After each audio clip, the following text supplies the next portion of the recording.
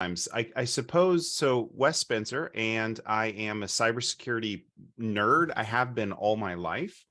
What's interesting about me, though, is I'm an educator at heart, and it took me a really long time to figure that out.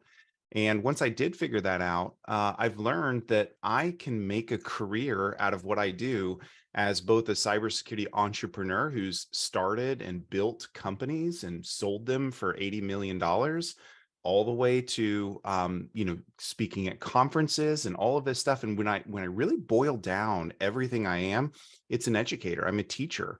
And I had no idea that my career could go in the way that it went.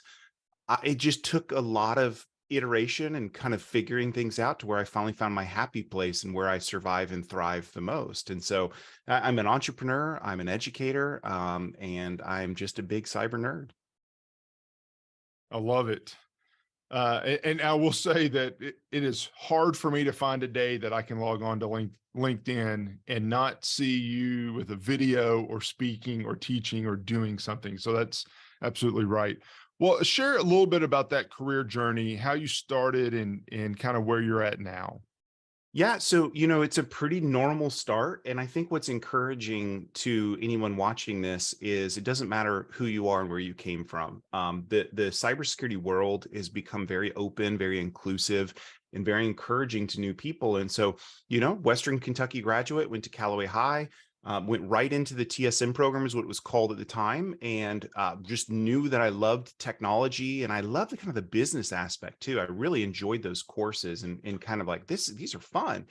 And so, my goal was I always wanted to go into like IT management, back when CIOs were just starting to come around, that kind of title. And I was like, that sounds interesting to me.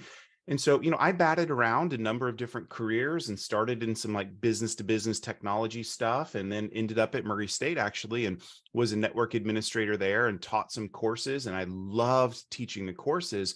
What I realized though is I didn't do well in terms of like all of the academia that surrounded it. It just wasn't, it swallowed me up. And so ended up going to a bank, and bank in Mayfield, Kentucky, F&B, awesome bank, wonderful people, and took an opportunity there as a technology leader as the CIO. And that's really where I began to get my feet grounded in terms of like, how do I communicate the value of technology to non-technical decision makers? Those that are really ultimately responsible for the health, the safety, the soundness of the bank.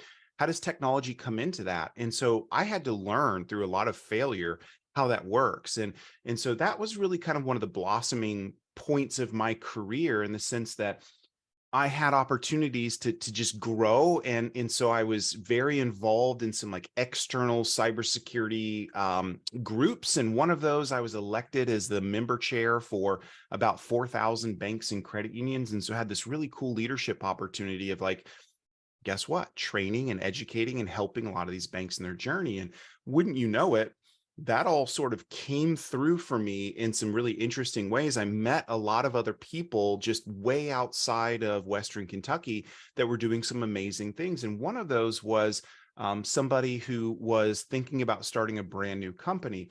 And this company was called Perch. And at the time that I kind of learned about what it was nothing but a PowerPoint. Like literally, if you've ever heard the word pitch deck, it was literally just a pitch deck of an idea.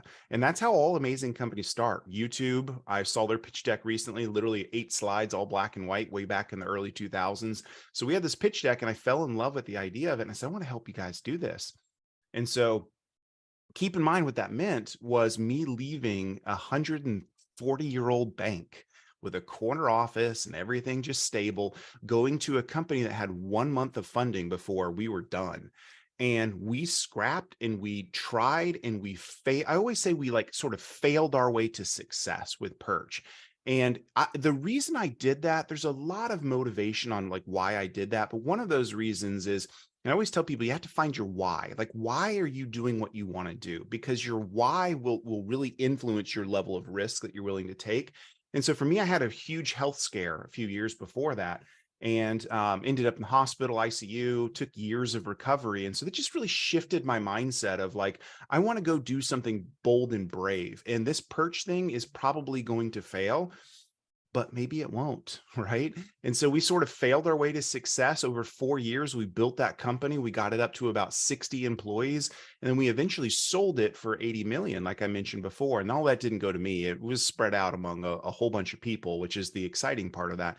And I will tell you, it really taught me this value of like entrepreneurship and what that world is like and how exciting it is. And so I am very embedded in that now. And we'll just never forget that. So anyway, that's kind of my career progression. Now I spend my time as an investor, as an advisor to companies, and even as an entrepreneur. Again, myself, I started a company called Empath Cyber that is my own company that I'm building. And so it's just my happy place of I just love helping people and starting companies and helping them on their journey.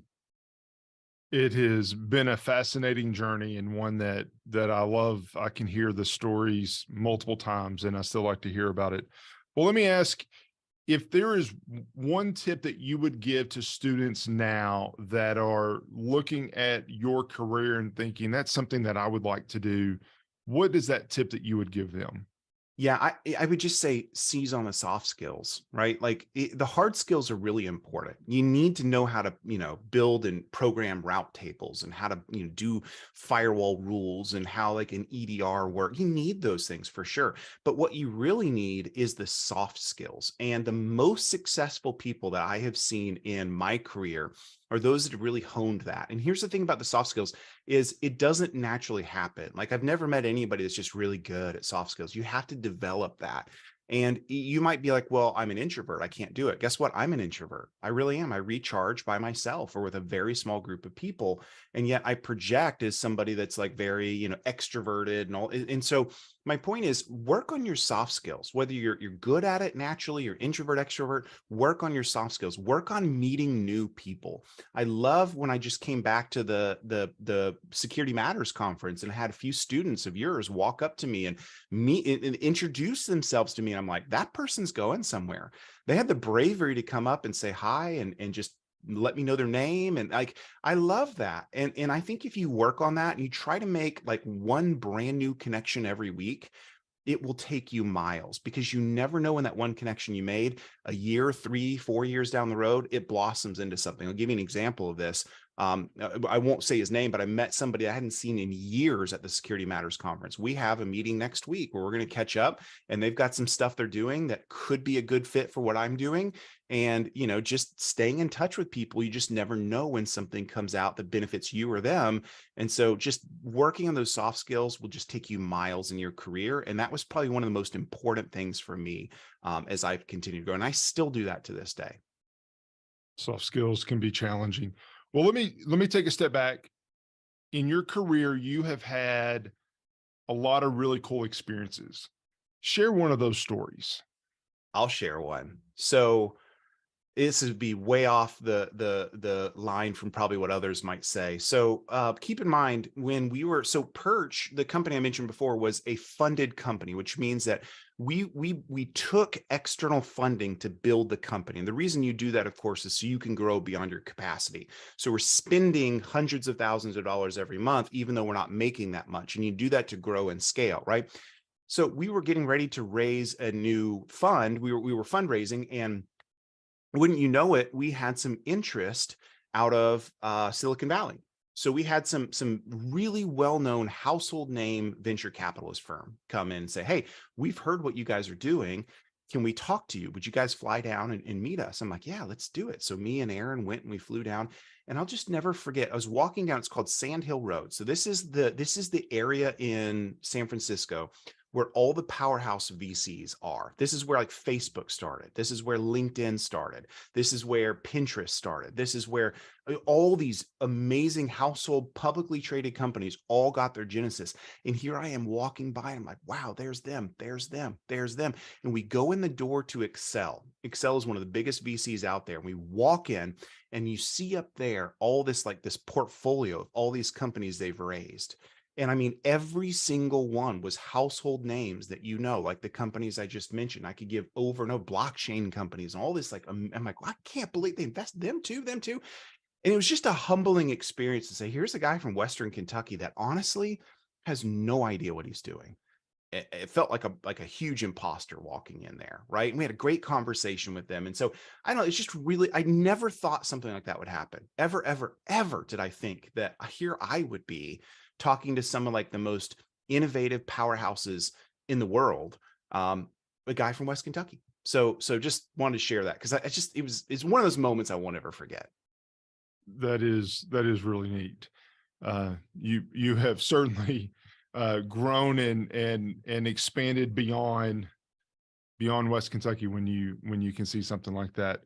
Well, one last question that I always get from students is, what certifications should I look at, if any? And I always like to end these conversations by asking that question and get the different perspectives from professionals that have been around a while. All right, so I'm going to give you a bit of a hot take here. Let me just preface it with this. To date in my career, I have never had or held a single certification.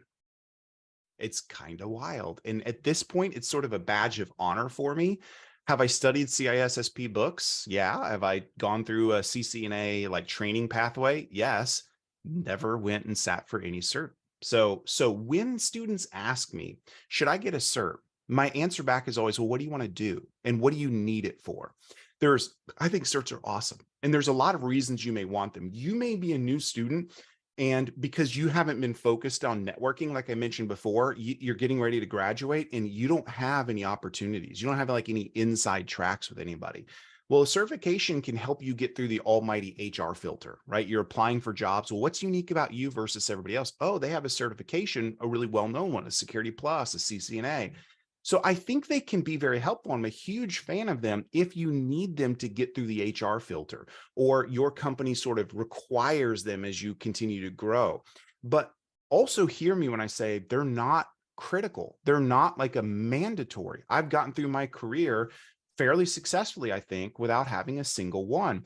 And the reason for that is because let me tell you something. I have never in my life, never once actually applied for a job like through a resume you send in, and then I've gotten hired from it. Never. 100% of my career has been somebody I've known. We get on a phone call. We're talking about something. I think I got a spot for you. I think this would be great. What do you think? Yeah, I'd love it. Let's get this thing going. Can you send me a resume, by the way, just so I got it? I can send it over to HR. So I'm just telling you, like, if you spend your time going back to what we talked about earlier of networking and getting to know people, it's not that certs aren't important. It's just for me, they weren't a requirement and they weren't a need for me as I grew through my career pathway. So a bit of a hot take from what others might say. I'm not against them. I think they're awesome, but I think you really just want to evaluate what you're doing, where you're going. And if I got to put eggs in the basket, I'd put them in the basket of networking and getting to know lots of people. That is a unique perspective, but I like that, and it makes a lot of sense to me. Well, Wes, I could talk to you for hours and hours, but let me just say thank you very much for your time. I appreciate your perspective, your story, and sharing with our students. You're one person that is always willing to help out, to offer up advice for students, for our program, and we really appreciate it. You're welcome. I love what the program's doing. I love where it's going. For kids that are thinking about getting into this program, don't think, just do it.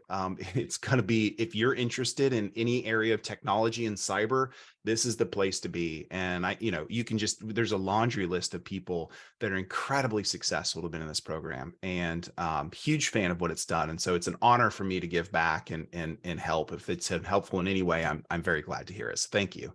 Thank you.